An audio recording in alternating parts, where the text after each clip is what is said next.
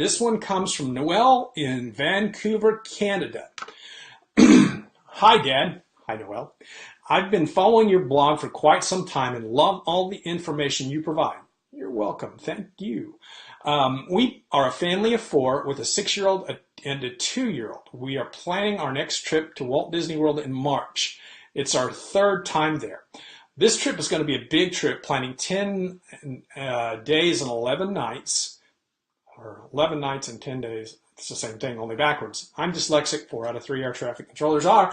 We enjoy vacationing on a slower pace, not necessarily finishing everything in the parks. We stayed at Animal Kingdom Lodge last time, and it's really fun. The buses were great. However, we only managed the Animal Kingdom, Epcot, Fantasyland, and Magic Kingdom. I have bad knees and my husband has a poor back. We can't do long walks. 2 young kids do not help with the situation. Excuse me. By incorporating some rest days, hopefully we won't get tired out and we will be able to visit all 4 parks this time. We'd also like to take a trip to Legoland. I can't seem to decide on which resort to stay in. We have narrowed it down to Bay Lake Tower, the new Copper Creek, or the Boardwalk. Which resort has the shortest walking distance to transportation, and what tips do you have for us? Thank you for reading this. Okay, Noel, I can really relate to this. I have knee, leg issues. I've got 2 artificial knees, just had an artificial hip this summer. I got back problems. Mrs. Mom has knee problems. So this is just right down our alley. First thing I did was I checked with my buddies, because I haven't been to all of those hotels. Well, have I? No, I haven't been to all of them, but I've been to some of them. So I had our buddies at Destinations to Travel. I asked them to answer the question for us.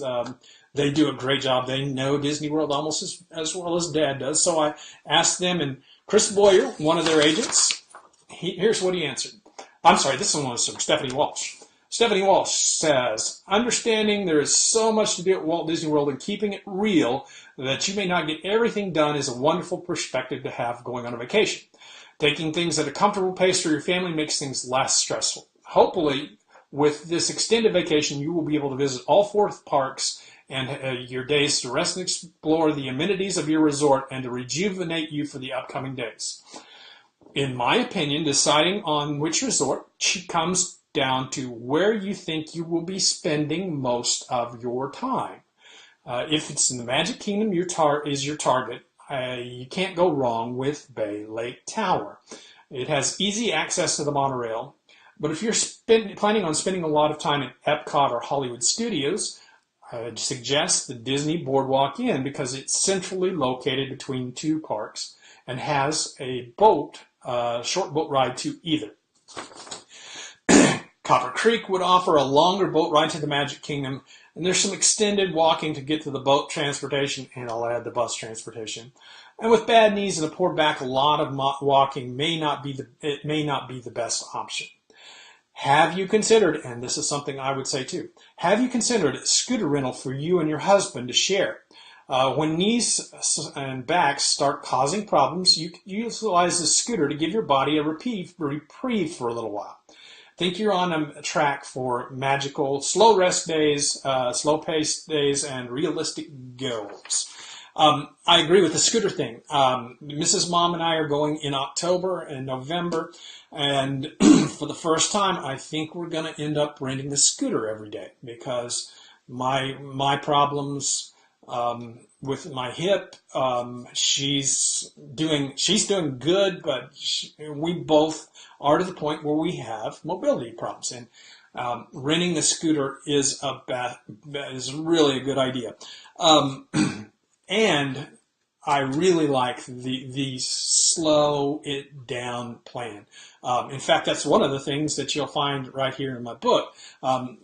There's a whole section called Stop and Smell the Roses, and it's about slowing down.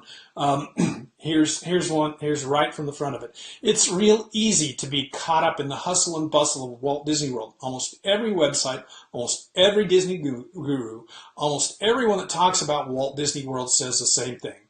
Hurry, hurry, hurry. You're gonna miss something. Hurry, hurry, hurry. I say that's just not the best way to do things. In fact, and this is right there in the book, I say go listen to Mac Davis. You got to stop and smell the roses. You got to count your many blessings every day. You're gonna find your way to heaven. Stop that exit screen. Okay, so Mac says to stop and smell the roses, and I agree with Mac. Slow down. It's a great idea. Slow down and enjoy. 10 or 10 days at Disney World should be plenty of time to see everything. Go, enjoy, take your time, relax. You can even get a trip to Legoland in. All right, so that's the bottom line.